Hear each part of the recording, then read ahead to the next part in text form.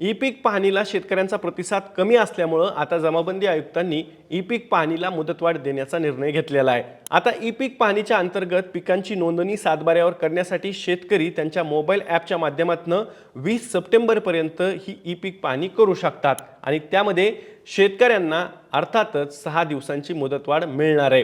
पण यासोबतच याच पत्रामध्ये जमाबंदी आयुक्तांनी असंही स्पष्ट केलंय की जी सहाय्यक स्तरावरची ई पीक पाहणी आहे त्यासाठी ही मुदतवाढ देण्याचा निर्णय आता जमाबंदी आयुक्तांनी घेतलेला आहे। सहाय्यक स्तरावरची पीक पाहणी ही 15 सप्टेंबर ते 29 ऑक्टोबर अशी मुदत पहिल्या वेळेस जाहीर करण्यात आलेली होती, निश्चित करण्यात आलेली होती। आता जमाबंदी आयुक्तांनी काढलेल्या पत्रकामध्ये असं सांगण्यात आलं की 1 सप्टेंबर ते 4 नोव्हेंबर पर्यंत या सहाय्यक स्तरावरून केल्या जाणाऱ्या ई पीक पाहणीसाठी मुदतवाढ देण्यात आलेली आहे आणि त्यामुळे आता शेतकरी पुढच्या काळातही या ई पीक पाहणीचा लाभ किंवा फायदा घेऊ शकतात, कारण की राज्यामध्ये सर्व्हरचा खोडा हा ई पीक पाहणीतला सर्वात मोठा अडथळा ठरलेला आहे। शेतामध्ये नेटवर्क नसणं, त्यासोबतच सातत्यानं सर्व्हर डाऊन असणं आणि त्यामध्येच अतिवृष्टीसारख्या नैसर्गिक आपत्तीचा फटका बसणं, या सगळ्या पार्श्वभूमीवरती शेतकऱ्यांना मोठ्या प्रमाणात अडचणींचा सामना या ई पीक पाहणीसाठी करावा लागलेला होता।